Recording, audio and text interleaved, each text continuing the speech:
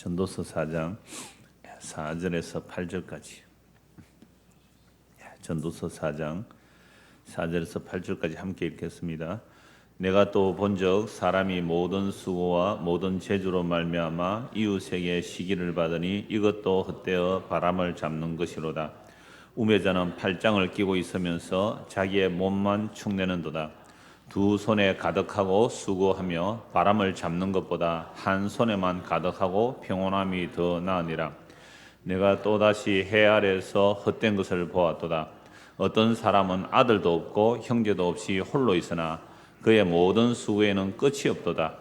또 비록 그의 눈은 부요를 족하게 여기지 아니하면서 이르기를 내가 누구를 위하여는 이같이 수고하고 나를 위하여는 행복을 누리지 못하게 하는가 하여도 이것도 헛되어 불행한 노고로다. 아멘. 오늘 이 본문으로 헛된 삶과 평온한 삶에 대해서 살펴보려고 합니다. 우리는 지난주에 학대와 억압에 대한 내용을 살펴보았습니다. 여러분 올해가 무슨 해인지 혹 아십니까? 기민년 3월 1일, 1919년 3월 1일 유관순 누나가 대한독립 만세를 외친 지 100년이 되는 해입니다. 제가 예레미야 31장 31절 새 언약을 이렇게 외우기 쉽게 하기 위해서 3.1절 기억하라 이렇게 말씀드렸잖아요. 1919년 3월 1일 날 그게 기민년 3월 1일입니다. 대한독립 운동한 지 100년이 되었습니다. 여러분 일본 제국주의 식민 통치의 학대는 우리가 이미 역사를 통해서 잘 알고 있습니다. 제가 몇 년 전에 일본에 갔을 때에 그때가 대동아 공영모 몇 주년 기념 이렇게 대대적인 행사를 했어요. 그러면 일본이 우리나라를 침략할 때에 학대하고 억압하기 위해서 침략한 것입니까? 아니면 그들 말로 이 무지한 이 한국 땅, 이 불쌍한 한국 땅, 이 아시아에 있는 이 한국 땅과 다른 이 대동아 큰 동아시아를 공영 같이 영화롭게 발전시키려고 침략했습니까? 그게 대동아 공영이거든요. 대동아 공영. 그러면 정말로 그들이 우리나라를 함께 영광스럽게 하려고 했다면 억압하고 착취하면 안 되잖아요. 그러니까 그거 뭐예요? 대의명분이고 안으로는 착취와 학대죠. 우리는 이미 역사를 통해 다 알고 있습니다. 강제징용, 학도병 끌려간 사람들, 그 다음에 아가씨들은 성노예로 팔려갔죠. 위안부, 온갖 가문이슬로 다 끌어갔습니다. 그러니까 대외적으로는 자기들은 뭐 잘못한 거 없다 그러지만 그 구체적인 안에 들어가 보면 이미 역사로 다 드러난 거 아닙니까? 그리고 강제 공출, 심지어 무기 만들어둔다고 뭐 이렇게 양식 거두고 가는 건 말도 아니고 녹그릇까지 빼앗아 갔다는 얘기를 우리는 다 들었습니다. 어려서 우리 아버지한테 그런 얘기 다 들었어요. 그러한 억압과 학대에서 벗어나고자 이제 대한독립 만세를 외쳤고요. 그래서 45년 이제 일본이 항복함으로 우리는 지금 이제 독립을 얻었다라고 하지만 그러면 과연 독립을 얻은 이 대한민국은 지금 학대와 억압이 없습니까? 여전히 학대와 억압은 계속되거든요. 그래서 그 당시에 그 학대와 억압, 식민주의 일본 식민주의에서 그 학대와 억압에서 벗어나기 위해서 독립운동한 사람들은 정말로 재산을 바쳤고 심지어 목숨까지 바쳤습니다. 독립운동한 사람들 이렇게 역사에 나오니까 그들은 정말 재산 바치고 심지어 목숨까지 바쳤는데 그러다 보니까 재산이 자식에 물려줄 게 없어서 독립운동가의 후손들은 지금도 가난하고 힘들게 살고 대부분 그래요. 다 그렇진 않지만 근데 그 당시에 친일한 사람들의 후손들은 지금도 여전히 떵떵거리며 잘 살고 있는 거예요. 부자로 살고 있어요. 이런 것을 보고 오늘 젊은 사람들은 어떤 마음이 들까요? 그래, 나도 기회를 따라 친일을 하든지 뭐 매국을 하든지 나도 부정한 방법이나마 내가 권력을 가지고 더 많이 부자가 되겠다 이런 생각이 들 수밖에 없는 거죠. 우리는 사실 친일 청산이 안 되었다. 그러니까 해방되고 나서 친일 청산하기 위해서 특별재판국이 마련되었고 그것이 무산되었지 않습니까? 그래서 지금도 이 친일파 후손들이 큰 소리를 치는 이 세상의 현실을 보면서 젊은 사람들은 이런 생각을 할 거예요. 그래, 내가 어떻게 불법을 하든지 간에 내가 더 많이 권력을 가지면 편하게 살 수 있지 않겠느냐라는 생각으로 살아가기 때문에 이 땅은 여전히 학대와 억압이 계속되고 있는 것이죠. 자, 그러므로 이 세상은 주님 다시 오시는 그날까지 학대와 억압이 완전하게 사라지지 않을 것입니다. 어떠한 사회 운동을 해도 종교적인 활동을 하여도 학대와 억압은 계속될 것입니다. 요즘 국가의 정책은 다 복지국가로 나갑니다. 어느 나라랑 할 것 없이 복지국가 정책으로 나가게 돼 있단 말이에요. 그런데 아무리 국가가 복지국 정책을 해도 사각지대가 있잖아요. 근데 가난은 나라님도 구제 못한다는 말이 있듯이 정말 이 억압과 학대는요, 주님 다시 오시는 것까지 계속돼요. 이러한 세상 속에서 세계 단일 정부를 세우면 좀 나을까요? 흔히 그 세대주의자들이 하는 말이 늘 이제 세계 단일 정부가 나올 것이다, 혼란을 조장해서 단일 정부가 나올 것이다 그렇게 말하죠. 그러면서 종교 통합 운동도 합니다. 그럼 정말로 세계 단일 정부가 되고 종교가 통합되면 사상과 이념을 통일시키면 학대와 억압이 없어질까요? 결코 그렇지 않습니다. 왜요? 나는 세계 단일 정부를 반대한다 그러면 그래, 너는 너대로 살아라 이러겠어요? 학대하고 억압할까요? 학대하고 억압하는 거예요. 세계 모든 종교를 통합한다. 그게 통일교의 이념이에요. 사실은 통일교의 이념이 초종교 초연합이거든요. 그래서 그렇게 하니까 외국 사람들, 뭐 모르는 사람들은 좋다고 많이 모이기도 해요. 사실은 행사를 할 때 보면. 그러면 세계의 어떤 종교를 다 뭐 통합시켜 버리면 차별과 억압이 없을까요? 그 통합하는데 반대하면 반드시 이 모양 저 모양으로 압박을 하고 학대할 거예요. 배척시킬 거예요. 그러므로 어떠한 인위적인 활동이나 운동으로도 결코 차별 없이 공평하게 살아갈 세상을 만들 수는 없습니다. 그러면 성경은 어떻게 평화를 말하고 또 차별 없는 나라를 말할까요? 한 두 것을 먼저 말씀을 보고 오늘 본론에 들어가려고 합니다. 그래서 구약에서는 참된 평화가 어떻게 메시아가 오면 이루어질 것을 예언을 하고 있거든요. 참된 평화는 이런 걸 거야 라고 이제 메시아 오시면 이런 나라를 이루어 줄 것이라고 선지자들이 예언한 것이 있습니다. 이사야 11장 한번 보십시오. 구약 성경 이사야 11장입니다. 전도서 뒤로 넘기면 바로 이사야가 나오죠. 이사야 11장.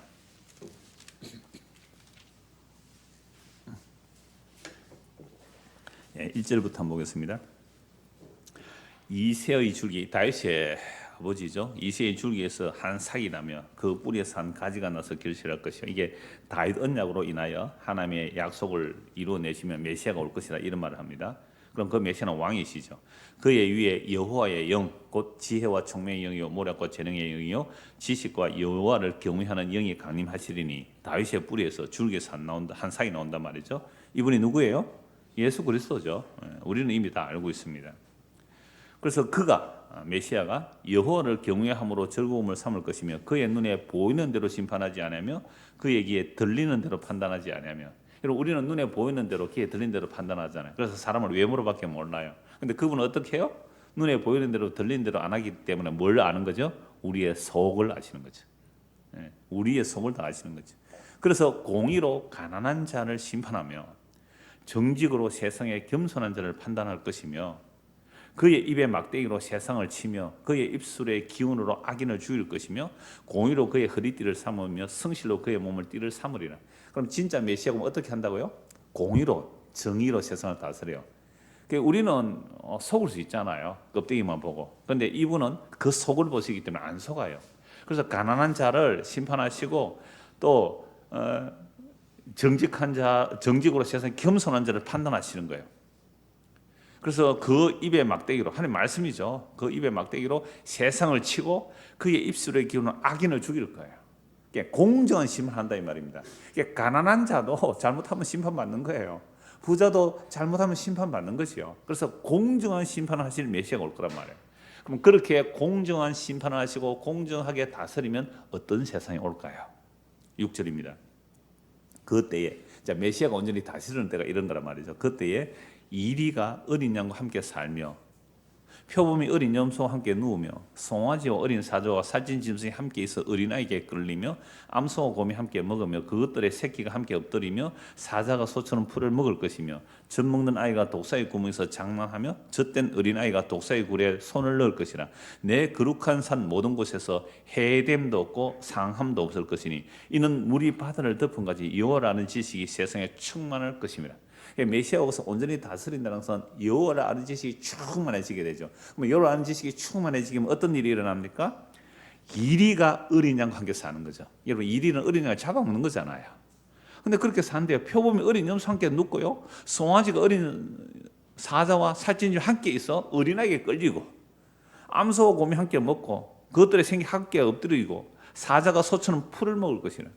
제가 전에 설교 때 이 말씀 드렸잖아요. 정말 사자가 채식주의 사자가 있어요. 채식주의 사자. 이 실제로 미국에 있었는데, 이 사자는요 고기를 전혀 안 먹었어요. 그러니까 뭐 짐승의 피를 한 방울만 떨어뜨려도 안 먹었대요. 야채만 먹고 산 저 사자가 있어요. 건강하게 잘 사다가 죽었거든요. 여러분 인터넷 검색 한번 해보십시오. 풀을 먹고 산 사자 하면 지금도 인터넷에 그 뜬다고요. 실제로. 그러니까 사자가 풀을 먹고 살았어요. 그래서 저는 생각을 해봤거든요. 에덴 동산에서 사자와 어린 양이 어떻게 살았을까요? 잡아먹었을까요? 아니라는 거죠. 그러니까 인간이 타락하니까 사자가 사나워졌어요. 이빨 구조도 바뀌어요. 양 잡아먹기 정도로. 그래서 보세요. 사자가 소처럼 뭐요? 풀을 먹으리라. 사자가 소처럼 풀을 먹으리라. 이게 마치 그림처럼 보여지잖아요. 이걸 문자대로 실천하려고 하는 사람들이 누굽니까? 이걸 문자대로 실천하려고 하는 사람들? 여호와의 증인들이죠. 그래서 파수대 그림 보면 항상 이게 그림이 있어요. 사자하고 어린이하고 같이 노는 거죠. 그러니까 짠디밭에 나가서 소풍 가가지고 아이들하고 이렇게 재미있게 사는 그런 모습을 항상 그리는 것은, 자기들은 하나님께서 사랑하라 했기 때문에 그 사랑을 우리의 힘으로 실천하여 이렇게 이사야 11장처럼 무슨 나라를 만들자? 평화의 나라를 만들자. 그래서 전쟁에 안 나가겠다, 총을 안 들겠다, 이렇게 말하잖아요.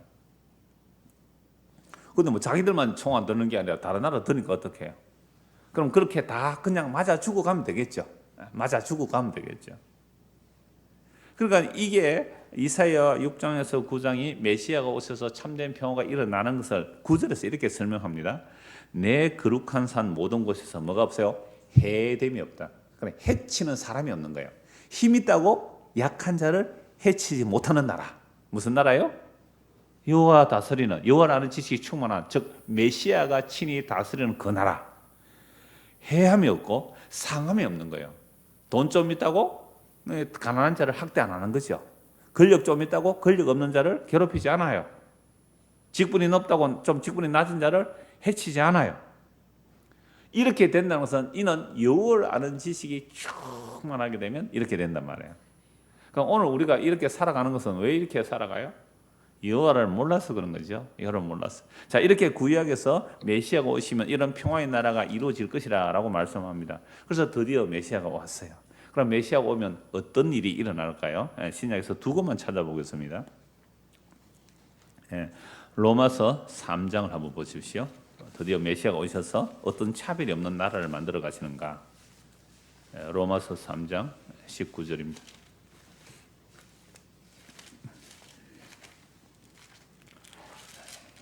로마서 3장 19절. 우리가 알거니와 무릇 율법이 말하는 바는 율법 아래 있는 자들에게 말하는 것이니 이는 모든 입을 막고 온 세상으로 하나님의 심판 아래 있게 하려 합니다. 율법이 왜 주어졌어요? 모든 입을 막아버리죠. 진짜 율법 앞에 제대로 서면 우리의 입을 막을 수밖에 없어요. 내가 입으로 하는 말들이 다 제약된 말임을 알게 되는 것. 그래서 율법을 줬는데 오히려 율법으로 자기를 치장하고 있었던 사람들이 유대인들이죠. 온 세상으로 하나님의 심판 아래 있게 하려면, 그러므로 율법의 행위로 그의 앞에 의롭다 하심을 얻을 육체가 없나니 율법으로는 죄를 깨달습니다. 그러니까 율법 왜 주셨어요? 죄를 깨닫게 하려고. 자, 이제는 율법 외에 하나님의 한 의가 나타났으니 율법과 선지자들에게 증거를 받은 것이라고 합니다. 그러면 율법에서 이미 율법 외에 하나님의 한 의가 나타날 것이라고, 율법과 선지자. 그러면 율법은 모세 오경이고 선지자는 모든 선지자 썼잖아요. 그러니까 율법과 선지자라면 구약이에요. 그러니까 구약 전체에서 율법의 행위로 의롭다는 받지 못하고 율법 외에 하나님의 한 의가 나타날 것인데, 그게 어디서 증거하는 거예요? 구약에서 증거해요. 그래서 율법과 선지자 증거하는데 그 증거로 예수님이 오신 거예요. 22절. 곧 예수 그리스도를 믿음으로 말미암아 모든 믿는 자에게 미치는 하나님의 의니 차별이 없느니라. 그러면 아까 우리가 이사야 11장에서 찾아봤을 때에 메시아가 다시는 뭐가 없다고요?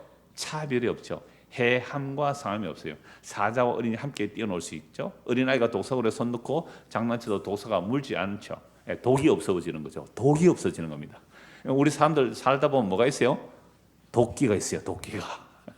근데 독이 없어지는 거예요. 허물허물해진다니까요. 도끼가 없어져요. 독이 없어요. 해함과 상함이 없는 나라. 그걸 신약에서 예수 이루어내세요. 뭐가 없는 나라? 차별이 없는 나라. 여러분, 차별이 없는 나라가 좋아요? 안 좋아요? 여러분, 세상에는요, 차별이 있어야 발전을 합니다. 1시간 일한 사람이나 12시간 일한 사람이나 일당을 같이 주면 열심히 노력할까요? 안 할까요? 안 하겠죠. 그래서 공산주의는 망하는 거예요. 근데 하나님 나라는 어때요? 1시간 일한 사람이나 12시간 일한 사람이나 차별 없이 일당을 줘요. 이게 무슨 나라예요? 은혜의 나라잖아요. 그럼 우리가 교회를 왔는데 교회에서도 시기와 경쟁을 시켜요. 열심히 헌신 충성 봉사 많이 하면 상 많이 받고 세상에서 복 받고, 그죠? 그러면 그게 하나님의 그 나라의 모습이에요? 세상 나라의 모습이에요? 세상 나라의 모습이에요. 그러니까 교회가 그렇게 말하고 그렇게 나가면 교회가 뭐가 되는 거죠? 세상 나라죠. 마귀의 다스림 안에 들어가는 거죠. 하나님 나라가 아니란 말이에요. 그래서 적어도 우리가 예수를 믿음으로 의롭다를 받는다면 이건 어떤 차별이 있을 수가 없어요. 당신 진짜 죄인 맞아요? 전적으로 죄인이에요? 그런데 어떻게 의롭다를 받아요? 예수님을 믿음으로 의롭다를 받습니다. 그 믿음이라는 것은 은혜의 선물이죠. 그러면 옆에 사람이 나도 그런데요. 나도 전적 죄인인데 예수의 십자가의 공로로 내가 의롭다를 받습니다. 라고 하면 그 두 사람 사이에는 뭐가 없어요? 차별이 없대. 남녀노소 그 어떤 차별이 있을 수가 없어요. 교회가 지향해야 할 바가 이거거든요. 세상의 어떤 조건, 그죠? 세상의 어떤 자격, 세상의 어떤 경력들 아무 소용없는 거예요. 어제까지 창렬할지라도, 그죠? 오늘 그리스도는 새로운 피조물입니다. 어제까지 강도라도 오늘 그리스도는 새로운 피조물이거든요. 그렇다면 그리스도 안에서는 차별이 없어야 그게 하나님의 나라예요. 그게 사자와 어린이 함께 뛰어놀 수 있는 곳이잖아요. 이걸 예수님께서 하나님 나라라고 말씀하니까 그런 나라가 싫습니까? 좋습니까? 싫다는 거예요. 누구에게? 나같이 잘난 사람에게는 싫은 거예요. 율법에 의로 흠이 없는 나에게는 싫은 거예요. 그런 나라가. 뭐라? 저 세리와 창기들이 나보다 먼저 천국 간다고? 이런 나쁜 인간이 어디 있느냐 하고 예수를 죽여버린 거예요. 지금 예수님이 오셔서 무슨 나라를 만들려고 오셔요? 차별이 없는 나라. 하나님의 은혜를 받고 사는 나라. 너나 나나 하나님의 은혜 없이는 이 땅에 티끌이고, 너나 나나 하나님의 은혜 없이는 지옥 가야 마땅한 우리들인데, 유대인이나 이방이나 주 예수를 믿음으로 의롭다를 받는 이 차별이 없는 나라를 예수님이 만드시고 선포하시니까 싫다, 나가라. 제가 종종 이 말씀 드릴 때마다 제가 군대 얘기를 해요. 군에서 저도 80년대 초에 군에 갔으니까 그때까지도 뭐 얻어맞는 일이 많았어요. 훈련소에서 훈련을 하는데 전부 단체 기합이잖아요. 기합은 일본 말이라서 단체 얼차려 그러죠. 단체로 얼차를 주니까 내가 잘못 안 했는데도 다른 놈이 하나 잘못하면 그 전부 60명 한 내무반 아이들이 다 단체로 얼차를 받거든요. 그게 너무 힘들어가지고 소원 수리하러 와요. 그러니까 부당한 압박과 학대가 없는지. 요즘도 군에 다 있지요. 요즘도 소원 수리 선생님 써봤어요? 소원 수리 서지는 않는다 오기는 했죠. 부당한 압력이 없는지, 혹시나 뭐 성추행은 없는지 그거 소원 수리 서로 오는 거죠. 근데 그때에 제가 강원도 양구에서 훈련 받았거든요. 21사단 백두산 부대. 그래서 거기서 훈련을 받는데 어떤 놈이 썼는지 왜 단체 얼차를 주느냐라는 소원수를 쓴 거예요. 여러분, 군에서는 단체 얼차를 주는 이유가 있어요. 그건 군인 정신으로 약한 자 같이 끌어안고 뛰어가라는 얘기거든요. 저는요, 훈련소 가기도 전에, 보충대에서 훈련소 가기도 전에 오르막을 뛰어넘는데 그 고개가 하나 있어요. 터널 있고. 그 차에서 다 내려서 뛰어 올라가요. 일부러 훈련시키려고 그러는 거죠. 그런데 어떤 애가 좀 뚱뚱한 아이가 못 뛰고 허허거려요. 제가 어떻게 했을까요? 내가 끄덕임하고 올라갔어요, 저는. 착했어요.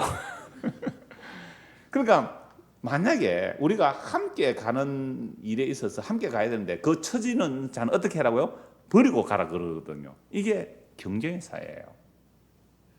군에 가서 어떤 놈이 그랬어요. 그래서 그날 밤에 우리는요, 단체 얼차례 안 받았어요. 정말 개별 얼차례를 받았어요. 개별 얼차례. 여러분, 차렷이란, 제가 이 얘기를 했더니 저 광주에서 자기는 논산 조교를 했대요. 논산에 조교했는데 더 잘한대 저보고. 차렷이란 군진의 기본 자세로서 외적으로는 내적으로는 군진 정신이 충이라면 외적으로는 엄숙 단정해야 됩니다. 엄숙 단정이 뭐냐면 이거 라인이 똑같아. 위에 라인하고 이 바클 라인하고 밑에 이 밑에 지퍼 이 라인이 딱 일직선이 돼야 돼요. 그거 허리띠 약간 돌아가서 이거는 군인 정신이 충만하지 않기 때문에 이거는 얼차례예요. 심지어 양발과 팬티도 각을 지어서 개내야 됩니다. 군에 갔던 남자들은요, 양발 팬티 아무나 던지는 것은요, 귀찮아서 그러는 거야. 원래 그게 1cm 각도로 딱 맞아야 돼. 내복도 1cm, 양발도 1cm, 내복 각이 딱 져야 돼. 그러면 각을 세우기 위해서는 안에 편지지를 딱 접어서 편지지 안에 넣고 딱 하면 각이 나와요. 근데 그 각 틀리잖아요. 너는 군인 정신에 충실하지 못해. 엎드려 버쳐. 그날 저녁에 저는 내나고 제일 힘든 얼차례를 받았는데 철모를 세워놓고 철모의 명치 끝에 올라가게 해요. 그러면 철모 끝에 명치를 대고 여기서 팔다리를 다 들게 해요. 그게 팬턴기라고 하는데 그래 발로 탁참 뺑 돌아가요. 그건 정말 막 방구도 뽕뽕 나오고요. 얼굴이 벌개지고 나중에 와 정말 힘들어요. 그래서 그날 저녁에 우리는 단체 얼차를 받은 게 아니라 말이에요. 개별 얼차를 받은 거예요. 그러니까 우리가 하나님의 나라라는 것은 예수 그리스도의 십자가의 공로로 믿음으로 의롭다를 받았다면 차별이 있어요 없어요? 없다는 거예요. 이게 이사야 11장에 하나님의 나라 메시아의 나라는 사자와 어린 양이 차별이 없다는 얘기 아니에요. 그걸 예수님께서 이루려고 오셨는데 사람들은 그걸 좋아해요 싫어해요? 싫어해요. 어떤 사람이 싫어해요? 능력 있는 자가 싫어해요. 달리기 잘하는 놈, 그죠? 사격 잘하는 놈, 이게 전부 놈자입니다. 그런 놈들은 왜 내가 억울하게 못하는 저놈들 때문에 나이가 같이 얼차려 받느냐? 그럼 이 놈은 어떤 걸 원하는 거죠? 차별시키란 말이에요. 차별시켜 달라는 거예요. 이게 세상 나라거든요. 골로새서 3장 한번 보십시오. 골로새서 3장.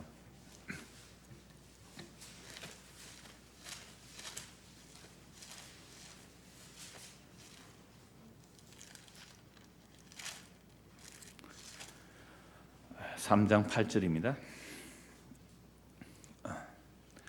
너희가 이제는 너희가 이 모든 것을 벗어버리라. 곧 분함과 노여움과 악의와 비방과 너희 입에 부끄러운 말이라.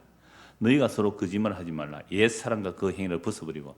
제가 차별을 두는 그 삶의 상황이 어떤 거예요? 옛사람이라고 그랬잖아요. 이 세상에 허물과 죄로 죽은 상태의 모습에 그것을 벗어버리라. 새 사람을 입었으니 이는 자기를 창조하신 이의 형상을 따라 뭐까지 새로워져요? 우리의 지식에까지 새로워져요. 그럼 지식이 새롭다는 건 옛날 죄와 사망의 가운데 있을 때 허물과 죄로 죽은 상태 그 지식이 새로워져야 돼요. 이게 예수 믿는 거야라는 말이에요. 새 사람을 입었으니 이는 자기를 창조하신 이의 형상을 따라 지식에까지 새롭게 하심을 입은 자니라. 거기에는 헬라인이나 유대인이나, 여러분 헬라인은 이방인이잖아요. 유대인들은 헬라인을 뭐로 취급해요? 개 같은 놈이라 취급하죠. 헬라인들은요 유대인을 보고 돼지 같은 놈이라 그래요. 그러니까 서로 개 돼지들이에요. 서로 욕하고 산단 말이에요. 할례파나 무할례파나, 할례파나 무할례파 얼마나 멸시해요. 유대인들이 할례 안 받은 사람 얼마나 멸시해요. 야만인이나 서구디아인이나 종이나 자유인이나 차별이 있을 수 없나요? 종은요 그 당시 노예예요. 자유인은 주인이에요. 그러니까 주인과 종이 뭐요? 차별이 없다. 어디서? 예수 그리스도. 이게 무슨 나라요? 하나님의 나라잖아요. 차별이 있을 수 없나니 오직 그리스도는 만유시요 만유 안에 계시는. 그러니까 예수님이 만유가 되시는 분, 예수님이 전부가 되는 분들은 다른 차별할 이유가 없잖아요. 내 안에 예수님이 계시면 남이 날 보고 좀 차별해도 상관없잖아요. 왜요? 전부가 되신 그분이 계시니까. 니야 나를 왜 물어? 너는 돈이 없네. 너는 뭐 키가 작느니, 뭐 못생기느니, 너는 뭐 하여튼 뭐 직분이 없느니 무슨 소리를 다 해도 예수님이 만유가 되세요. 전부가 되세요. 그분이 내 안에 계신다면 괜찮은 거잖아요. 이런 자들이 모여야 뭐가 되는 거예요? 교회라 그래요. 하나님 나라 그래요. 자, 그런 사람이 모여도 또 시기 다툼 질투가 일어납니까? 안 일어납니까? 일어나지요. 그래서 이 세상에서는 완전한 차별 없는 나라가 안 되게 돼 있어요. 그래서 주님 오실 때 그런 일이 일어나는데, 그래서 우리가 적어도 예수를 믿는다면 옛사람이 벗어야 되고 새사람이 입는다는 걸 알고 방향성은 잡히는 거예요. 그래서 이 땅에 살아갈 때에 예수 그리스도가 만유가 되시고 예수님이 정말 전부가 되는 사람이라면 차별을 못하죠. 그리스도의 한 몸으로 세워지기 때문에 몸이 어떻게 차별해요? 손이 발들어 차별 안 하거든요. 그죠? 코가 눈 보고 뭘 안 그래요? 한 몸으로 세워지기 때문에 차별이 없어요. 근데 왜 아직도 이 땅의 지상의 교회들은 그렇게 안 되는 거예요? 한 곳 더 봅시다. 고린도후서 5장을 보겠습니다. 고린도후서 5장입니다.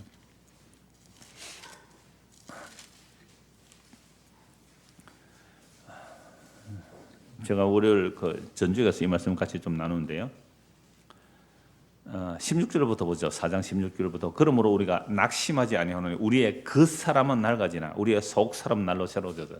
오늘 저와 여러분 안에 속 사람이 없으면 이 말씀이 안 들리게 돼 있어요. 속 사람이 있으면 지금 제가 한 20분 동안 드린 말씀이 다 수납이 돼요. 내가 비록 그렇게 살지 못해도, 그죠? 차별 없이 살지는 못해도 차별 없이 살지 못하는 게 죄인 줄 알기 때문에 주여 내가 그리스도를 옷 입기를 원합니다 라고 방향이 잡히게 돼 있어요. 근데 속 사람이 없으면 이 말씀 안 들리게 돼 있어요. 그 사람만 가지면 이건 안 들린단 말이에요. 근데 우리 그 사람은 결국은 낡아져요. 잘난 자도 낡아지고 못난 자도 낡아져요. 잘난 사람 잘난 대로 살고 못난 사람 못난 대로 살아도 둘 다 어떻게 해요? 낡아져요. 병 들어가고 흐물흐물해지고 죽어가요. 근데 속 사람이 있는 사람은 그 낡아짐이 슬픔이 아니에요. 그 낡아짐이 위로예요. 소망이에요. 기쁨이에요. 그러니까 여러분들이 늙어지는 게 한탄스러우면 점검해 봐야 돼요. 내 안에 속 사람이 있는가? 저와 여러분 안에 정말로 속 사람이 있다면 늙어짐이 늙어가니까 막 힘들고 하니까 우리는 늙는 게 아니라 익어가는 거야. 무슨 그런 소리예요. 그건 그냥 위로예요. 노사연 근사님이 위로한 거예요. 집산지 근사인지 잘 모르겠습니다만. 그러니까 우리는요 늙어가요. 그 사람 다 늙어가요. 잘나면 잘난 대로 못나면 못난 대로 다 늙어가는데, 그러나 속 사람 있는 사람은 그 늙어감이 슬프지 않아요. 기뻐요. 저는 지금 기뻐요. 왜요? 저녁이잖아요. 오늘도 하루가 다가가잖아요. 몇 시간 지나면 또 하루가 지나네요. 우리가 잠시 밟는 환난의 가벼운 것이 직이 크고 영원한 영광에 중한 것이 우리에게 이루게 하미니 우리가 주목하는 것은 보이는 것이 아니요 보이지 않는 것이니 보이는 것은 잠깐이요 보이지 않는 것은 영원하며. 보이는 그 사람은 잠깐이에요.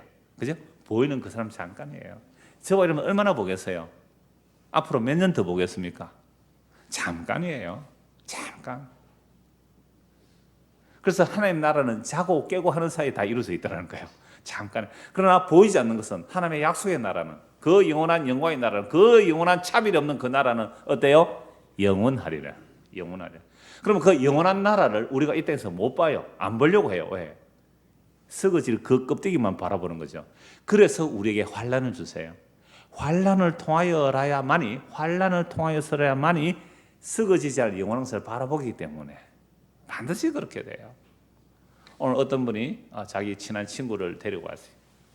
한 사람 먼저 예수를 믿고 한 사람은 예수를 전혀 안 믿은, 그 사람은 내세에 관심도 없어요. 그냥 잘 먹고 잘 사는 사람이에요. 근데 이 사람이 어느 날 신천지에 빠진 거예요. 자기는 저 학부모 회의 만나서 그냥 성경 공부 한다고 해서 따라갔는데 한 달 반 좀 다닌 거예요. 그러니까 친구가 교회를 다니는 사람인 거 알 거 아니에요. 그거 아니다 신천지다 해서 이제 빠져나왔어요. 그럼 오늘 와서 한참 이제 교제를 했거든요. 당신이 신천지 가지 않았다면 내하고 이 복음의 교제를 했겠느냐고. 그러니까 하나님께서 그런 일들을 통해서 결국 불러내셔서 복음 듣게 하시는 거라고 제가 그 말씀을 드렸습니다. 그러니까 우리가 따라 살아가면서 환난의 가벼운 것이 반드시 와요. 그렇게 되는 이유는 뭐라고요? 영원한 영광을 바라보게 하는 거거든요. 그래서 5장 1절 만일 땅에 있는 우리의 장막집이 무너지면 하나님께서 지으신 집 곧 손으로 지은 것이 아니요 하늘에 있는 영원한 집이 우리에게 있는 줄 아느니라. 장막집 우리 몸을 말해요. 이 몸이 무너져 내린단 말이에요. 자, 무너져 내리는데 우리는 슬프지 않아요.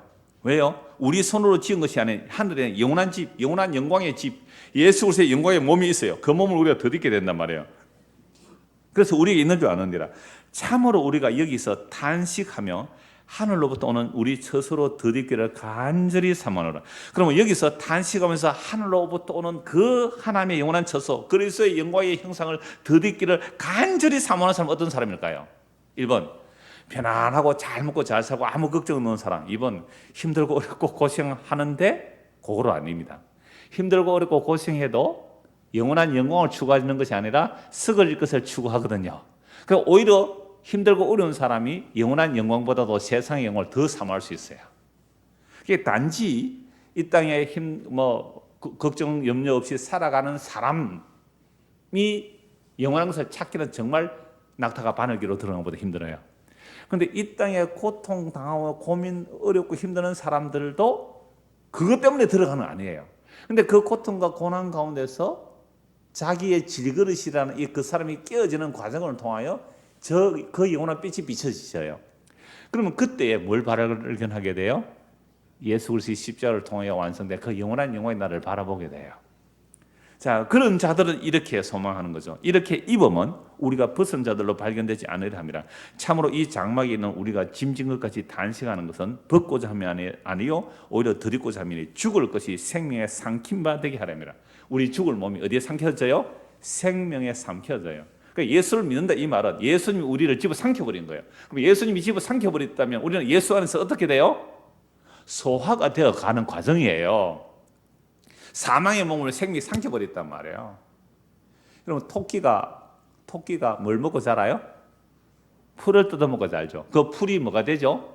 소화가 되면 토끼의 몸이 되죠. 토끼를 누가 잡아먹어요? 호랑이가 잡아먹겠죠. 호랑이 힘 없으면 토끼도 못 잡습니다. 하여튼 호랑이가 토끼를 잡아먹으면 그 토끼가 호랑이의 뭐가 되죠? 몸이 되잖아요. 우리 사망의 몸이에요. 이 사망의 몸을 누가 삼켜버려요? 생명이 예수님이 삼켜버려요. 그럼 우리는 생명이 삼켜지면 이 사망의 몸이 어떻게 돼요? 흐물흐물해지겠죠. 소화가 돼가지고 소화액이 팍 부러지면 어떻게 해요? 흐물흐물해져서 예수님의 생명의 몸이 되는 거죠. 이 그리스도의 몸이란 말이에요. 그래서 그리스도의 몸은 하나예요. 그러니까 차별이 없단 말이에요. 자, 그래서 생명이 이 죽을 것이 생명에 삼킨 바 되게 하려니라.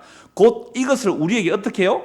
이루게 하시고 보정으로 성령을 주셨다. 성령이 임한 자, 예수를 믿으면 성령이 임하는데 성령이 임한 자는 이게 믿어져요. 그러면 나는 뭘 받은 거예요? 내 몸의 부활에 보정을 받은 거잖아요. 몸의 부활에 보정을 받은 사람은 몸의 부활이 나타나지 않아도 이미 받은 것으로 믿고 살아가는 거죠. 그래서 등기부 등본 여러분 건물 사고 팔고 할 때는 등기부 등록증을 가지고 있잖아요. 이게 등기부 등본이에요. 내가 집을 하나 샀어요. 그러면 집이 아니라 나는 뭐만 가지고 있으면 돼요? 보증서, 이 등기부 등본 보증서만 하나 있으면 되잖아요. 이거 있으면 집에 들어가는 거잖아요. 근데 이 보증으로 우리 안에 누굴 주셨어요? 성령.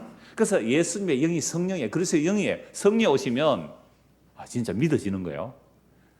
그 영원한 영광의 몸, 그리스도의 몸, 사람의 손으로 만들 수 있는 그 영광의 몸을 내가 드리게 될 그날이 온다니까요. 이걸 믿는 사람은 보증이 우리 안에 있기 때문에 세상의 늙어감, 고통스러움, 아픔 가운데서도 좌절하거나 실망하는 것이 아니라, 물론 고통스러운 것은 맞아요. 몸이 녹아가는 건 너무 고통스럽죠. 소화액이 뚝 떨어져 보세요. 여러분 피부에 염산이 한 방울 뚝 떨어지면 어떻게 돼요? 소화액 속에 염산 같은 거 들어있죠. 그 설계접에서 나오는 거, 간에서 나와서 이 설계에서 나오는 그 강력한 소화는요, 고기도 녹여버려요. 우리가 오늘 고기 먹었어요? 고기도 녹여버린다고요. 그럼 예수의 생명이 우리의 세상의 그 육적인 것을 녹여버려요. 고통스럽죠. 근데 그게 그리스도의 몸이 되는 과정입니다. 자, 그래서 사망의 몸이 생명의 삼킨 바 된 것이고 이것을 우리에게 이루게 하기 위해 보증으로 성령을 주신 겁니다. 그러므로 우리가 항상 담대하여 몸으로 있을 때에는 주와 따로 있는 줄 알 것이라. 성령의 보증은 받았지만 예수님과 얼굴을 마주 봐요, 못 봐요? 못 보고 있잖아요. 그러니까 성령의 보증받은 사람은 우리가 믿음으로 행하고, 그러므로 6절, 그러므로 우리가 항상 담대하여 몸으로 있을 때에는 주와 따로 있는 줄 아노니 이는 우리가 믿음으로 행하고 보는 것으로 행하지 아니함이라. 믿음으로 사는 거예요. 우리가 담대하여 원하는 말은 차라리 몸을 떠나 주와 함께 있는 것이라. 죽었으면 좋겠다 이 말입니다. 주와 함께 있기 위하여. 그런즉 우리는 몸으로 있든지 떠나든지 주를 기뻐시게 하는 자가 되기를 힘쓰노라. 이는 우리가 다 반드시 그리스도의 심판대 앞에서 나타나게 되어 각각 선악간에 그 몸으로 행한 것을 따라 받으라 함이라. 우리의 몸으로 생명을 추구하고 살았든지, 그죠? 우리의 몸으로 썩을 것을 추구하고 살았든지 그리스도 오실 때에 심판받는 거죠. 그러니까 우리가 몸으로 살아가면서 생명을 따라 살아갔다면 생명의 부활이 나올 것이고, 썩을 것을 따라 살았다면 심판의 부활로 나올 거예요. 우리 주님 오시는 그날에. 그러니까 이 역사 속에서는 잠깐 맛을 보여. 당신이나 나나 정말 예수님의 은혜로 값없이 어렵다는 받았군요. 당신 믿으세요? 예, 나도 믿는데요. 그렇다면 당신과 나는 뭐가 없다? 차별 없어요. 남녀노소 신분의 차이가 없어요. 세상 껍데기로 평가하지 않아요. 당신이나 나나 예수의 피로 차별 없는 은혜를 받았군요. 라는 것이 무슨 나라를 보증받은 거예요? 하나님의 나라를 여기서 보증받은 거예요. 자, 이렇게 보증받은 사람은 세상에서 어떻게 살아갈까? 이게 오늘 본문을 봅시다. 이제 본문을 봅시다. 많이 추우시면 히터 좀 켜셔도 됩니다. 전도서 4장 4절입니다. 내가 본즉 사람이 모든 수고가 모든 재주로 말미암아 이웃에게 시기를 받으니 이것도 헛되어 바람을 잡는 것이로다. 제가 이 말씀 드리면서 그렇게 말씀드렸죠. 지난주에 내가 이 땅에서 학대와 억압을 받아본 사람이라면 그 학대와 억압에서 벗어나기 위해서 어떻게 한다고요? 온갖 노력을 다하겠죠. 모든 수고가 모든 재주를 다 가지고 그 학대와 억압에서 벗어났단 말이에요. 그래서 성공했습니다. 그러면 어떻게 말할 거예요, 사람들이? 야, 참 축하한다 그럽니까? 시기할 겁니까? 시기한다 그래요. 그러니까 겉으로는 축하한다 그래도, 그죠? 겉으로는, 속으로는요, 시기하잖아요. 그것도 참 헛된 거예요. 자, 그런데 이걸 세 번역으로 보면 이렇습니다. 다른 번역으로 보면요. 사람이면, 공동번역으로 보면 이렇습니다. 사람이면 누구나 경쟁심이 있어서 남보다 더 얻으려고 길을 쓰는 것을 나도 모르는 바 아니다. 그러나 이 또한 바람을 잡듯 헛된 일이다. 그러니까 내가 열심히 억압과 학대에서 벗어나서 노력해서 뭔가 성취를 했다면 다른 사람의 시기를 받는 이것도 헛된 거예요. 그런데 공동번역은 그렇게 안 보고 사람이면 누구나 뭐가 있다고요? 경쟁심이 있어서 남보다 더 얻으려고 길을 선다. 그렇죠? 우리가 남보다 같이 일해서 월급을 더 받기를 원합니까? 덜 받기를 원합니까? 같이 일해서 더 받기를 원하는 게 우리의 속성이에요. 그런데 남보다 일 적게 해도 더 받기를 원해요. 적게 해도. 그렇게 하려면 어떻게 해요? 고급 인력이 돼야 되는 거죠. 자기 가치를 높여야 돼요. 그래서 스펙이 많아야 되고 자기의 상품 가치를 높여야 돼요. 그래서 내가 똑같은 일을 했을 때 다른 사람보다 2배, 3배 더 월급을 받아야 되겠다. 이게 뭐예요? 경쟁심이죠. 사람은 누구나 경쟁심이 있어 남보다 더 얻으려고 길을 쓰는 것을 나도 모르는 바 아니다. 그러나 이 또한 바람을 잡는 거 아니냐 이 말입니다. 자, 그렇다면 우리는 어떻게 살아야 됩니까? 시기와 경쟁심 때문에 애를 써서 더 얻으려고 하지만 그러나 그것 또한 바람을 잡듯이 헛된 것이랍니다. 그러므로 시기를 받든지 시기를 하든지 간에 이 세상에서 시기와 경쟁으로 인하여 헛된 삶을 살다가 가는 거죠. 자, 이런 말씀을 보면서 우리는 어떻게 살까라고 할 때 또 이렇게 말합니다. 5절 보십시오. 우매자는 팔짱을 끼고 있으면서 자기의 몸만 축내는도다. 이게 어리석은 자는 그렇게 막 악착같이 시기 경쟁하면서 살 거 뭐 있노 하면서 뭐예요? 나는 팔짱 끼고 유유자적하게 나물 먹고 물 마시고 팔 베고 누웠으니 대장부 살림살이 이만하면 족하지 않느냐. 이건 어떻게 보면 패배주의자의 말일 수도 있어요. 성공 못했으니까 패배주의자의 소리도 있을 수 있어요. 그런데 이것도 공동번역으로 보면 이렇습니다. 그렇다고, 그죠? 사람들이 뭔가 재주와 힘을 다해서 성공하니까 시기받고 또 내가 다른 사람을 시기 경계에서 높은 자리에 갔는데 그것도 헛됐단 말이에요. 그렇다고 해서 나는 팔짱 끼고 놀다가는 말라 죽는다. 공동은 참 재밌게 번역해요. 그렇다고 팔짱 끼고 놀다가 말라 죽는 것도 어리석은 일이다. 여러분 요즘 텔레비 인기 있는 게 나는 자연이다. 그렇게 좋아한대요. 40대, 50대 시청률 1위래요. 나는 자연이다. 왜? 로망이죠. 마누라 간섭 없이 저 산에 가서 혼자서 먹고 사는 것이. 근데 어떤 분은 여자도 그렇게 사는 분이 있더라고요. 그 사람은 남편의 간섭 없이. 자, 그런데 자연인으로 사는 거, 자기 땅 없으면 살기 힘들어요. 남의 땅은 허가받아야 되고요. 그 다음에 자연인으로 살려면요, 게으르면 살 수 없어요. 오히려 세상보다 더 부지런해야 돼요. 먹고 살려면. 자, 그러므로 시기와 경계에서 벗어나서 혼자 살려고 해도 팔짱 끼고 놀다가는 굶어 죽는다. 그래서 성경은 일하기 싫으면 먹기도 말라 그랬잖아요. 그럼 우리가 죽을 때까지 이 땅에서 땀 흘려 먹고 살아야 되는 것은 마땅한데요. 그러면 도대체 어떻게 살란 말입니까? 내가 남을 시기 경계에서 높은 자리 찾아가는 그거 헛된 거잖아요. 그렇다고 팔짱 끼고 놀다가는 굶어 죽겠고 어떻게 하라는 거예요? 6절입니다. 같이 한번 읽을까요? 두 손에 가득하고 수고하며 바람을 잡는 것보다 한 손에만 가득하고 평온함이 더 나으니라.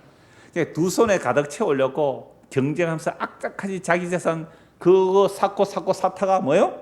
죽는데 그 바보같이 거 아니냐. 그러니까 나는 한 손에만 채우고 한 손은 뭐 하겠다고요? 씌어가면서 또는 베풀어 가면서 나누어 가면서 살겠다. 이렇게만 보면 이건 뭐 우리 노장사상에서 다 나오는 거거든요. 노장사상 있는 그대로 살아가라. 욕심 부리지 말고 무의자연이거든요. 무의자는 아무 일도 안 한단 말이 아니라 인위적에서 감히하지 않고 살아가는 그걸 안분지족이라 그래요. 자기가 분수에 맞게 편안하게 욕심 안 부리고 살겠다. 그런 말이 될 수도 있어요. 자, 그런데 문제는 내가 정말로 그 헛된 것인데 두 손 가득하게 악착같이 남의 눈에 피눈물 흘려가면서 내가 그 더 쌓아봤자 그 헛된 것인데 나는 한 손에 채워지는 것으로 자족하면서 그냥 왼손은 베풀기도 하고 여유 있게 삶을 또 즐기면서 그렇게 살겠다. 요즘 그 슬로우 시티 또 슬로우 라이프 이런 얘기 많이 얘기하잖아요. 나 그렇게 달려가서 경기하기 싫어라고 하면서 이제 이렇게 천천히 살겠다. 이렇게 나오면 그건 안분지족과 다를 바가 없거든요. 근데 문제는 그렇게 안 되는 게 우리예요. 그렇게 안 되는 거. 이런 마음 비우고 사라지는 게 쉽습니까? 안 돼요. 그러니까 우리는 할 수 없이 내가 이 모양으로 살아가게 해서 사는 것이지 만족해서 산 사람 별로 없어요. 끊임없이 확장, 성공, 발전이에요. 그게 목사도 마찬가지예요. 끊임없이 성장, 확장, 발전, 전도, 뭐 배가 운동 그렇게 얘기하잖아요. 제가 만약 제 안에 그리스도가 없었다면 아마 여러분들 덜덜 볶아서라도 1년에 한 명씩 전도하자 그러고 온갖 프로그램 다 동원할 수 있어요. 그게 뭐라고요? 하나님의 일이 하나님 영광이라 하면 그렇게 할 수 있잖아요. 근데 그게 그리스도로 자족하지 못하는 모습이에요, 사실은. 그리스도에 자족하지 못하는 모습이에요. 자, 그래서 내가 한 손만 채우고 한 손은 없어도 평온하게 사는 게 안 좋느냐? 그 헛된 삶 살지 말고 평온한 삶 살자. 라는데 그게 안 되더란 말이에요. 왜 안 되는지 7절 보십시오. 또 내가 또다시 해아래서 헛된 것을 보았도다. 8절. 어떤 사람은 아들도 없고 형제도 없이 홀로 있으나 그의 모든 수고에는 끝이 없도다. 이런 아들도 없고 가족도 없으면 혼자 살면 뭐 자기 평생 먹을 거 벌어놨으면 열심히 더 수고 안 해도 되잖아요. 근데 그 수고가 멈춰지지 않네요. 이게 문제예요. 그 옛날에 어떤 뭐 드라마 오르니까 자기는 준재벌이죠. 그러니까 재벌이긴 한데 10위 안에 들어가는 게 소원이에요, 이 사람은. 그러니까 재벌 1위부터 10위인데 자기는 한 12, 3위 되면 10위 안에 들어가는 것이 소원이기 때문에 온갖 불법을 해서 10위 안에 들어가려고 애를 쓰는 사람이 있었어요. 근데 그 사람이 10위 안에 들어가면 자족할까요? 다시 또 1등이 보이는 거예요. 그런 것처럼 혼자서 가족도 없고 물려줄 재산도 자기 재산 물려받을 그 자식도 없는데 어떻게 살아갑니까? 형제도 없고 아들도 없는데 홀로 있으나 그의 모든 수고는 끝이 없도다. 또 비록 그의 눈은 부요를 족하게 여기지 아니하면서 이르기를 그러니까 부자해요. 내가 누구를 위하여는 이같이 수고하고 나를 위하여는 행복을 누리지 못하게 하는가 하여도 이것도 헛되어 불행한 노고로다. 그 사람 죽으면 그 재산 누구가 들고 가요? 또 먼 친척이 가져가겠죠. 그러니까 내가 다른 사람에서 재산 사놓는데 나를 위하여는 행복을 누리지 못한다라고 하면서도 멈춰져요, 안 멈춰져요? 안 멈춰져요. 더 돈 벌고 더 수고해서 더 부를 쌓아가는 일에 안 멈춰주는 거죠. 이것도 헛된 인생이죠. 그래서 헛된 삶이 뭔가? 정말 평온한 삶이 뭔가? 헛된 삶이란 그 안에 속 사람인 예수님의 생명이 없기 때문에 헛된 거 평생 추구하다가 죽는 거예요.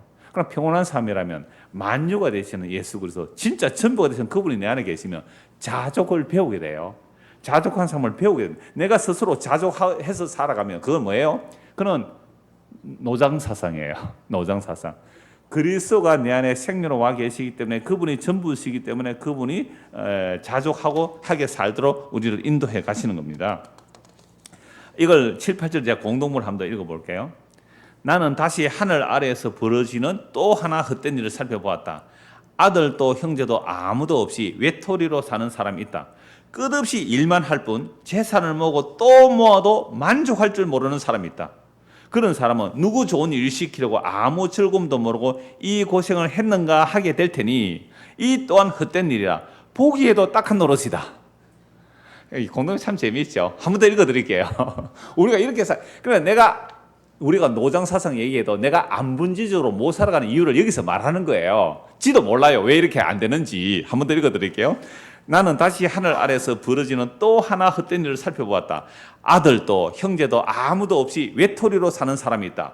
끝없이 일만 할 뿐 재산을 모으고 또 모아도 만족할 줄 모르는 사람이 있다. 그런 사람은 누구 좋은 일을 시키려고 아무 즐거움도 모르고 이 고생을 했는가 하게 될 테니, 죽을 때쯤 이 말 하겠죠? 할 테니 이 또한 헛된 일이라 보기에도 딱한 노릇이다. 너무 멋있어요.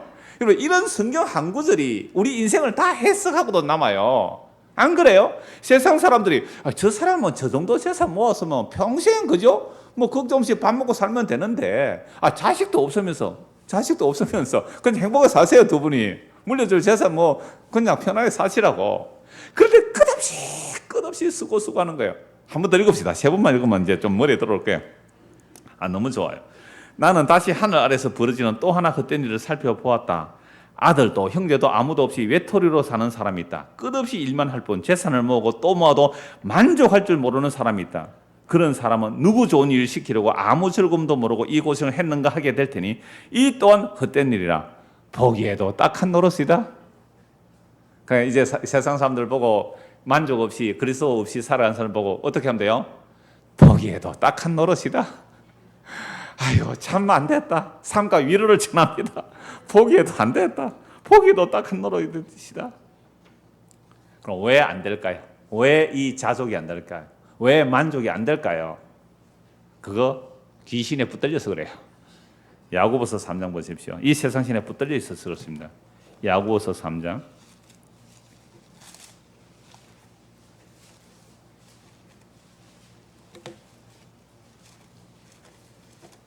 성경은 너무 정확하게 세상을 해석해주고 또 예수 믿는 사람이 어떠한지를 너무 잘 말씀하고 있어요. 야고보서 3장 13절 보십시오. 너희 중에 지혜와 총명이 있는 자가 누구냐? 그는 선행으로 말미암아 지혜의 온유함으로 그 행함을 보일지니라. 그러나 너희 마음속에 독한 시기와 다툼이 있으면 자랑하지 말라. 진리를 거슬러 거짓말하지 말라. 이러한 지혜는 위로부터 내려온 것이 아니요 땅 위의 것이요 정욕의 것이요 귀신의 것이니 시기와 다툼이 있는 곳에는 혼란과 모든 악한 일이 있습니다.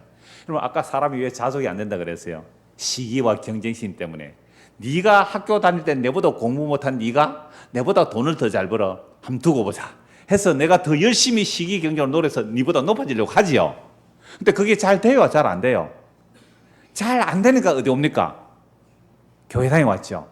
그래서 교회당에서 누구한테 기도합니까?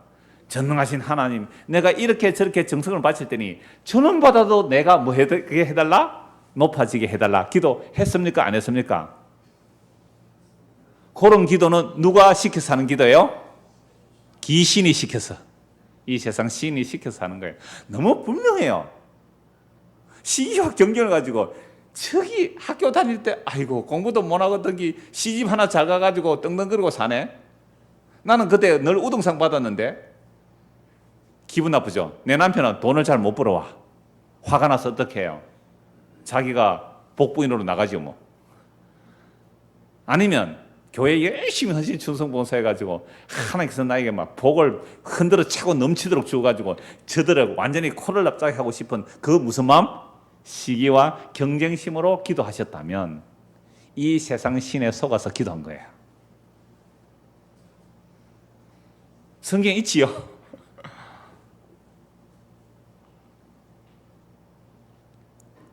그래서 진리를 거슬러 거짓말하지 말라. 너희 안에 보세요. 그러나 너희 마음속에 뭐가 있어요? 독한 시기와 다툼이 있거든. 그리고 교회가 교회끼리 경쟁해요, 안 해요? 하죠. 구역과 구역이 경쟁합니까, 안 합니까? 그래서 구역도 점수 매기잖아요. 몇 명 참석했고 성경은 몇 장 읽었고 헌금은 얼마 있고 그 표시가 1, 2, 3 구역 예배해요. 그래서 구역 점수 4개요. 그래서 연말에 뭐예요? 구역 1등 하면 선물 주고요. 그래서 제주도 영도 보는 주고. 점수 제일 높은 건 뭘까요? 전도. 이거요. 그러면 뭐가 나올 수밖에 없어요? 우리 안에서 독한 시기와 다툼이 나올 수밖에 없어요. 그러니까 우리는 일체의 경쟁을 안 시키잖아요.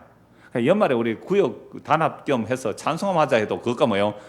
독한 시기와 막 경쟁이 나와요. 막 붙이고 삐까번쩍하고 막 와, 어떤 구역 잘했다고. 그럼 만약 상까지 준다 하면 어찌 됐을까요? 대단했을 거예요, 막. 독한 시기와 다툼이 있으면 자랑하지 말라. 진리를 거스러 거짓말하지 말라. 이러한 지혜는 위로부터 내려온 것이 아니요 땅 위의 것이요 정욕의 것이요 귀신의 것이라. 육신의 정욕, 안목의 정욕, 이생의 자랑. 이 세상이 귀신의 것입니다. 귀신의 뿌대에서 시기 경쟁에서 살아왔던 거예요. 나 예수님 계시면 되는데요. 그거 썩어질 거 당신이나 많이 가져가세요. 나는 예수님으로 자족합니다. 이걸 구해야 됩니다. 이렇게 되도록 기도하셔야 돼요. 그게 예수 믿는 겁니다. 시기와 다툼이 있는 곳에는 보세요. 시기와 다툼은 뭐예요? 혼란과 모든 악한 일이 있습니다. 아까 천국의 구역에서 어떤 모양으로요? 해함과 상함이 없는, 차별이 없는, 그게 예수 믿음으로 차별이 없는 그 나라거든요. 근데 사람들이 이걸 안 원하죠. 그래서 시기와 다툼이 있는 곳에는 혼란과 모든 악한 일이 있습니다. 오직 위로부터 난 지혜는, 세상에 지혜가 있으면 위로부터 난 지혜가 있어요. 그럼 우리는 위로부터 난 지혜를 구하기 위해서 여기 온 거죠. 그러니까 수요일날 사람이 많이 안 오는 거 맞아요. 그러니까 우리는 뭐 구하러 왔어요? 위로부터 난 지혜를 구하려고 오는 거예요. 그게 잠언서예요, 전도서예요. 그러니까 만약에 여기에 수요일 오는 사람은 수요일 안 오는 사람보다 세상에 복을 2배나 받는다 그러면 어떻게 할까요? 여러분 앉을 자리 없어요, 여기. 오직 위로부터 난 지혜는 첫째 성결하고, 다음에 화평하고, 그렇죠? 관용하고, 양순하고, 긍휼과 선한 열매가 가득하고 편견과 거짓이 없나니 화평하게 하는 자들은 화평으로 심어 의의 열매를 거두리라. 화평의 제물 오신 예수 그리스도, 그분이 우리 안에 오심으로 화평을 받았으면 함께 화평을 나누므로 이런 자들이 하나님 나라를 지금은 부분적으로 맛보죠. 부분적으로 맛보지만 진짜 우리의 몸이 벗게 될 때, 그리스도의 영광의 몸을 입을 때 정말로 뭐가 없어요? 시기와 다툼이 없는, 차별이 없는, 정말 화평하고 성결하고 긍휼과 선한 열매가 양순과 편견과 거짓이 없이 화평과 양순과, 이게 성령이 막 가득한 것. 이게 아까 이사야 12장 9절을 보니 여호와를 아는 지식이 충만하면, 바닷물이 땅을 덮은 거지 여호와를 아는 지식이 충만하면 이 나라가 되는 거죠. 그럼 하나님 나라 어떤 나라예요? 하나님을 아는 지식이 충만한 거예요. 그 하나님을 아는 지식은 예수 그리스도를 아는 거예요. 예수 그리스도 아는 지식이 충만하면 하나님 나라 이렇게 되는 거예요. 정말 하나님의 나라는 우리 눈으로 보게 되는, 몸의 부활에 입어 영광의 나라에 가면 하나님 아는 지식이 충만해요. 그때는 알아라 안 해도 되거든요. 그 영광이 충만하면 진짜 이 나라가 되잖아요. 얼마나 좋을까요? 해함과 상함과 겉보기로 차별하지 않고 내 혈육을 따라 차별하지 않아요. 팔이 안으로 굽는 일이 없어요. 이게 그리스도의 몸으로 이루어질 그 영원한 영광의 완성의 나라예요.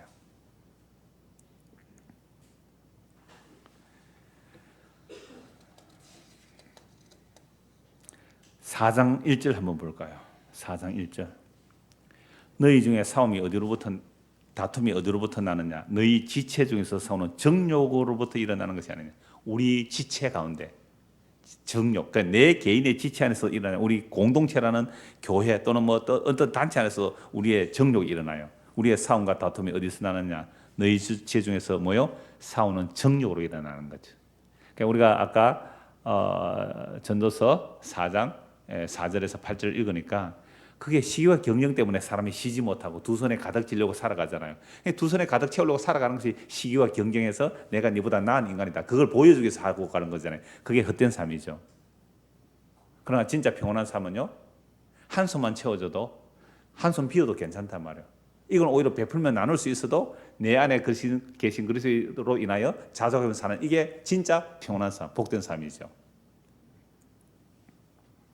자, 그래서 우리 안에 시기가 있어서 다툼과 요란함이 일어나는데 2절 보세요.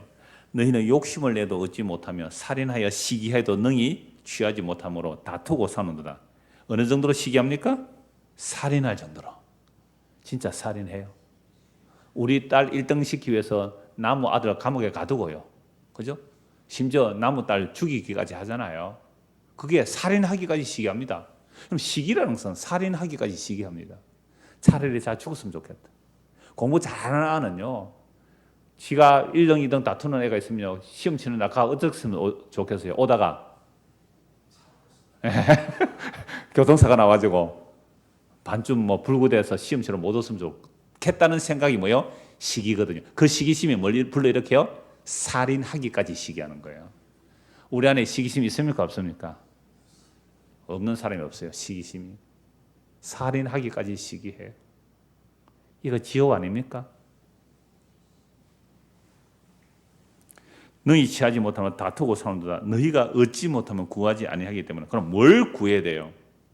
구하여도 받지 못하면 정욕으로 서로 잘못 구함이에요. 그러니까 우리가 정욕을 위해서 구하니까 응답이 안 되죠. 주여 나를 낮추어 주옵소서. 예수 그리스도로 자족하게 하옵소서. 이 기도 하십시오. 그러면 그런 기도는 다 응답해 주실 거예요. 우리가 그런 기도를 안 하니까 응답이 안 돼. 정욕을 위해서 기도하니까 응답이 안 되는 거예요. 근데 내가 정욕을 위해서 기도가 응답되었다. 그건 누가 들어주는 거예요? 마귀가 들어주는 겁니다. 마귀가 이 세상 영광을 다 보여주면서 나한테 절하라. 그럼 이 세상 영광 줄게 그랬잖아요. 정욕을 위해서 기도했는데 착착착 응답이 됐다. 그럼 마귀한테 기도해서 마귀한테 응답받은 겁니다. 근데 껍데기는 하나님 이름으로 기도했죠. 너희 아비는 마귀라고 예수님 말씀하셨어요. 정욕을 위해서 기도하는 것, 그건 시기 때문에 기도한 거예요. 경쟁 때문에 기도한 거예요. 그렇죠? 그게 뭐예요? 마귀한테 속아서 마귀 아버지한테 기도하고 마귀 아버지한테 응답받은 거예요. 그게 세상 영광이에요. 그래서 4절 보십시오.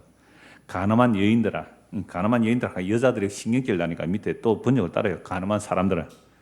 교회는 여자들이에요. 남자는 여자 없어요. 교회는 여자예요. 그럼 교회가 예수님 사랑 안 하고 뭐 사랑해요? 세상 썩어질 것 사랑. 여기 뭐예요? 가늠해요. 그러면 교회 나와서 예수님 사랑해야 되는데 십자가 저주받은 십자가에 달려서 예수님 사랑하고 예수님 알기를 원하고 예수님 보고 싶습니다. 사랑합니다. 당신 더 알기 원합니다. 이게 영생이고 하나님의 일인데 이 예수님 아는 거 제쳐두고 교회 와서 자기 정욕을 따라 뭘 구했어요? 세상의 영광에서 구했어요. 그러면 이게 뭐라고요? 간음하고 있습니다. 그럼 거룩하게 기도한다고 하는 그 기도가 뭐였어요? 간음하고 있는 거예요. 주님 보실 때는 너 기도하니? 너 예배하니? 성경 보니? 왜? 세상의 정욕의 것들을 구하기 위해서 너 지금 간음하고 있는 거야. 너 지금 간음하고 있는 거야. 간음한 여인들아, 세상과 벗된 것이 교회 와서 헌신청소 목사 왜 했습니까? 왜 했어요? 세상에 복 받으러 한 거 아닙니까? 세상에 복 받는 것도 있고 또 어디까지 복? 하늘에 복 받으러 했다고요?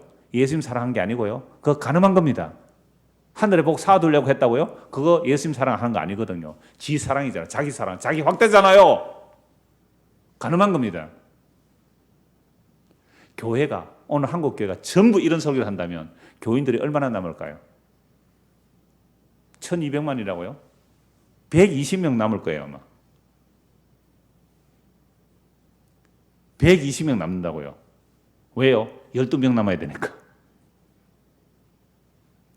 가늠한 여인들아, 정욕을 위해 시기심을 가지고 기도했다고요. 예배드렸다고요. 헌금했다고요. 가늠한 자들아, 가늠한 교회예요. 십자가에 원수된 교회요. 회개할지어다.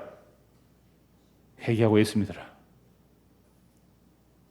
가늠한 여인들아, 세상과 벗된 것이 하나님과 원수됨을 알지 못하느냐. 그런즉 누구든지 세상과 벗이 되고자 하는 자는 스스로 하나님과 원수되는 것이라. 세상 정욕을 위해서 살잖아요. 기도했잖아요. 하나님과 뭐 하는 짓을 하는 거예요?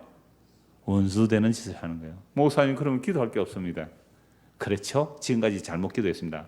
지금까지 간음하는 기도를 했기 때문에 이제 내 죄를 알게 하시고, 아까 우리 찬송에 주 예수여 은혜를 내려주사, 주 예수여 은혜를 내려주사, 내 마음에 주 성령으로 채워주셔서 주 예수만 나의 힘이 되고 주 예수만이 나의 만족이 됨을 알게 해주십시오.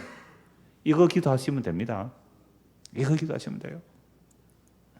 하나님과 원수되는 짓을 했습니다. 우리는. 너희는 하나님이 우리 속에 거하게 하신 성령이 시기하기까지 사모한다 하신 말씀을 헛된 줄로 생각하느냐. 그리고 이 5절이 세 번역으로 이렇습니다. 하나님께서 우리 안에 살게 하신 그 영을 질투하실 정도로 그리워하신다는 성경 말씀을 여러분은 헛된 것으로 생각합니까? 그러니까 하나님께서 우리 안에 뭘 넣어주셨어요? 성령. 예수님은 성령을 넣어주셨잖아요. 그러니까 하나님은 누구를 사모해요? 우리 안에 성령을 사모해요. 근데 성령 우리 안에 하나님께서 우리를 사모하신다는 말씀도 돼요, 사실은. 그래서 하나님이 질투하는 하나님인데 우리 안에 성령이 오시는데 하나님은 그 성령이 하나님의 깊은 곳까지도 아시기 때문에 성령이 우리 안에서 말할 수 없는 탄식으로 기도하세요. 그럼 하나님께서 우리 안에 계신 성령을 시기하기까지 사모하고 계시잖아요. 근데 우리 몸은 또 어디로 가려고 해요? 간음하러 가죠. 그러니까 간음하러 가니까 이걸 어떻게 해야 돼요? 저지해야 되죠. 깨시고 부수어야 되죠. 간음 못하도록. 그래서 우리 안에서 성령이 말할 수 없는 탄식으로 기도하기 때문에 내 뜻이 안 이루어져요. 내 뜻이 안 이루어져요. 그게 고난이에요. 근데 고난 아닌데 이게 하나님 보실 때는 사랑인데 우리는 자꾸 고난이라고 그러잖아요. 아니요, 그게 사랑이에요. 그렇게 하나님께서 우리 안에 두신 그 성령을 시기하기까지 사모함으로 성령이 말할 수 없는 탄식으로 기도하기에 우리가 간음하는 우리가 돌이켜서 누구를 바라보게 돼요? 십자가 지신 예수님을 바라보게 하시는 거죠. 이게 성부, 성자, 성령이 일하셔서 우리를 구원의 길로 인도하시는 길이 이 길이에요. 이 길이더라고요. 이 길이더라고요. 제가 20년 동안 이 넓은 교회 와서 설교하면서 본 방향이 전부 이 길이에요. 전부 이 길이더라고요. 그래서 전에 다 이거 설교한 내용이거든요. 근데 가면 갈수록 이게 더 분명해지고 더 확실해지니까 자꾸 설교가 길어져서 죄송합니다. 정말 아직 결론이 다 안 내려갔어요. 6절 또 놀라운 말씀이 있어요. 우리는 늘 간음하는 자들인데 그러나 더욱 큰 은혜를 주신다는 거예요. 더욱 큰 은혜를 주시는데 그러므로 이랬어요. 하나님이 교만한 자를 물리치시고 겸손한 자에게 은혜를 주신다. 그러니까 하나님께서 우리에게 더 큰 은혜를 주세요. 어떤 사람들에게? 우리는 간음하고 있잖아요. 간음하고 있는 우리에게 더 큰 은혜를 주시니까 어떻게 해요? 여러분, 우리가 간음하고 있다는 것은 시기와 경쟁을 가지고 내가 뭐 되고 싶은 거예요? 높아지고 싶은 거예요. 누구처럼? 하나님처럼 높아지고 싶잖아요. 이거 하나님 싫어하죠. 그래서 그 교만한 자를 어떻게 물리치셔야 되죠. 우리 안에 교만으로 인한 시기와 경쟁이 나면 그거 부숴야 되거든요. 그게 부서지는 게 뭐예요? 때로는 아픔, 상실, 또는 몸의 질병, 또는 사고, 또는 자존심 상하는 일. 저도 자존심 건드리면요, 맨날 며칠 잠을 못 잡니다. 이게 인간이에요. 이게 인간이에요. 누가 내보고 뭐라 욕해보세요. 씩씩거린다니까요. 그게 교만이거든요. 이걸 물리쳐 주세요. 그래서 마음이 깨어지고 낮춰져요. 그렇게 됐을 때 마음이 낮춰질 때 뭘 주신다고요? 은혜를 주시는 것. 이게 더 큰 은혜. 우리가 세상을 간음하는 그 간음하는 열정보다도 뭐요? 더 큰 은혜를 주세요. 그 더 큰 은혜가 교만을 깨우시고 마음을 낮추어서 주님 믿게 해주세요. 그렇기 때문에 보세요. 7절 너희는 하나님께 복종할지어다. 마귀를 대적하라. 그럼 너희를 피하라. 그럼 마귀 대적하는 건 뭐예요? 주여 내 안에 독한 시기와 경쟁으로, 그죠? 이 세상에서 높아지려 한 이것이 이 세상 신에 속아서 그렇군요. 마귀야 물러가라. 나는 예수님으로 자족한다. 이게 마귀를 대적하는 겁니다. 이게 마귀를 대해 마귀가 쫓겨가요. 하나님 우리를 가까이. 그래서 8절 하나님을 가까이 하라. 그리하면 너희를 가까이 하시라. 죄인들아 손을 깨끗이 하라. 두 마음을 품은 자들아. 이쪽 저쪽 다 가지러 가죠. 두 손에 가득하려고 하지 말라는 거죠. 마음을 성경에 하라. 슬퍼하며 애통하며 울지어다. 너희 웃음을 애통으로 너희 즐거움을 근심으로 바꾸시라. 주 앞에서 낮춰라. 그리하면 주께서 너희를 높이시라. 이러니까 또 일부러 막 낮춘 척하는 그런 거 아닙니다. 주께서 우리의 교만을 꺾으시고 마음을 낮추셔서 주를 의지하게 하세요. 두 구만 보고 말씀 마무리하겠습니다. 이제 성경 읽기만 해도 될 겁니다. 디모데전서 6장입니다. 디모데전서 6장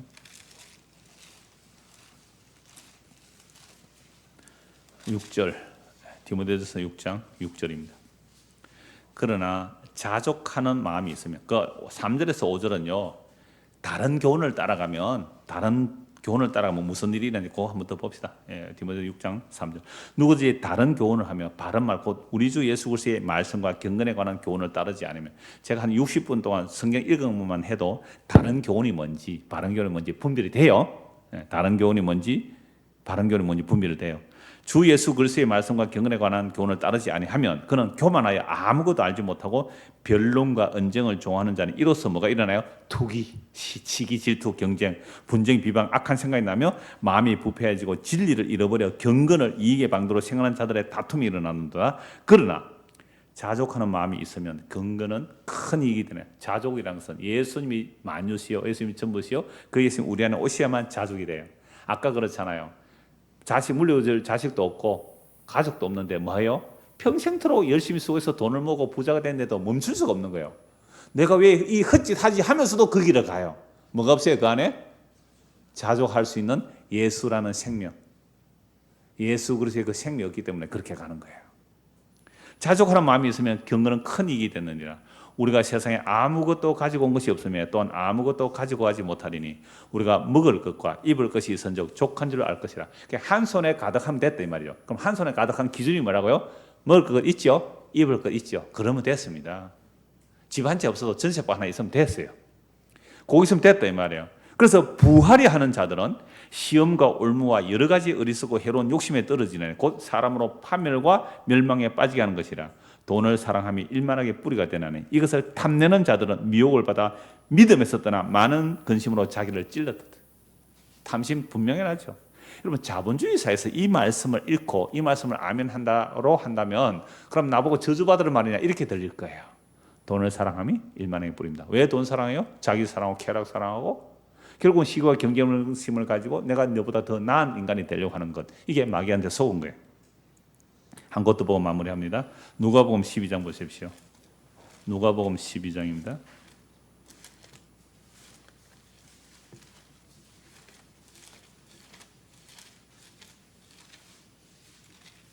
16절. 그 13절부터 보면 어떤 사람이 예수님께 나와서 이렇게 말하죠. 예수님, 우리 형이 유산 다 가로챘습니다. 율법으로 하면 형은 두목이라도 내 것 주어야 되는데 다 가로챘으니까 랍비여, 이 재산 좀 나눠주십시오. 예수님 뭐라고 말씀합니까? 14절. 이르시되 이 사람아 누가 나를 너희의 재판장이나 물건 나누는 사람으로 세웠느냐 하시고 그들에게 이르시되 삼가 모든 탐심을 물리시라.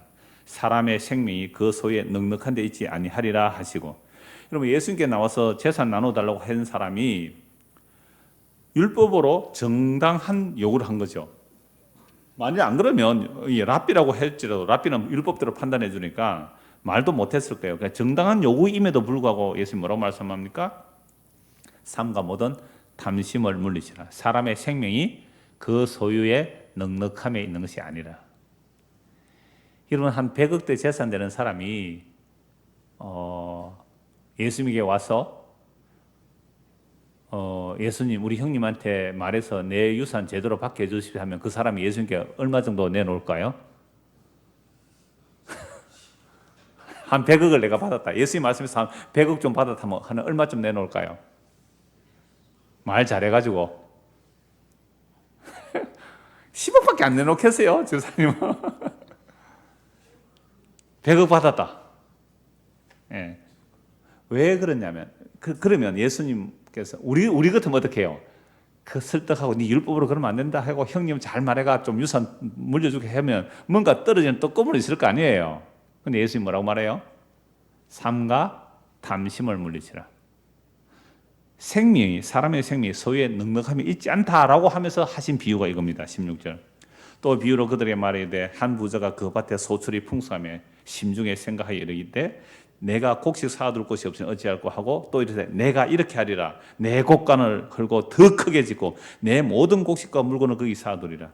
또 내가 내 영혼에게 이르되 영혼아 여러 해 설 물건을 많이 사두었으니 평안히 쉬고 먹고 마시고 즐거워하자 하리라 하되 하나님이 이르시되 어리석은 자여 오늘 밤에 내 영혼을 도로 찾으리니 그러면 네 준비한 것이 누구의 것이 되겠느냐 하셨으니 21절 같이 읽읍시다. 자기를 위하여 재물을 쌓아두고 하나님께 대하여 부여하지 못한 자가 이와 같으니라. 오늘 전도서 4장 4절에서 8절의 해석이 예수님 말씀이죠. 물려둘 자식도 없고 가족도 없는데 한평생 재물 쌓다가 가는 인생. 내 영혼아 평안히 먹고 마시며 즐기자. 오늘 밤에 네 영혼을 도로 찾으리니 그럼 이거 누구시 되겠느냐? 자기를 위하여 재물을 쌓아두고 하나님께 대하여 부여하지 못한 자가 이와 같으리라. 하나님께 부여하지 못하다는 것은 두 손 다 자기 것을 위해서 사는 거예요. 그런데 아까 전도사 말씀처럼 한 손만 채우고 한 손은 하나님 사랑하고 이웃 사랑하는 데 써도 되잖아요. 그렇게 사는 자가 평온한 삶이에요. 그렇지 않고 이 어리석은 부자처럼 사는 것이 헛된 삶이에요. 하나님께서 우리에게 지혜를 주셔서 참으로 헛되지 않는 그리스도 안에서 참된 평온과 만족과 정말 그 안식을 맛보며 살아가는 우리가 되게 해달라고 기도하는 저희는 되기를 소원합니다. 기도하겠습니다. 하나님 아버지, 우리가 헛된 삶이 이러하다는 말씀을 알아도 나도 모르는 힘에 끌려서 또 그것을 추구하고 사는 우리의 모습을 봅니다. 그러므로 주여 우리 힘으로 어쩔 수 없사오니 주의 성령이 우리 안에 오셔서 그 길로 달려갈 때에 발을 걸어서라도 넘어지게 해서라도 그 길을 가지 말고 그리스도로 자족하는 그 생명의 길로 가도록 우리를 이끌어 주옵소서. 이 일을 위하여 주님께서 오늘도 일하고 계시니 그 말씀이 우리의 만판에 새겨져서 그 말씀과 성령의 인도를 따라 살아가는 생명 있는 성도로 살게 하여 주옵소서. 예수 그리스도 이름 받들어 기도드리옵나이다. 아멘. 자유롭게 기도하고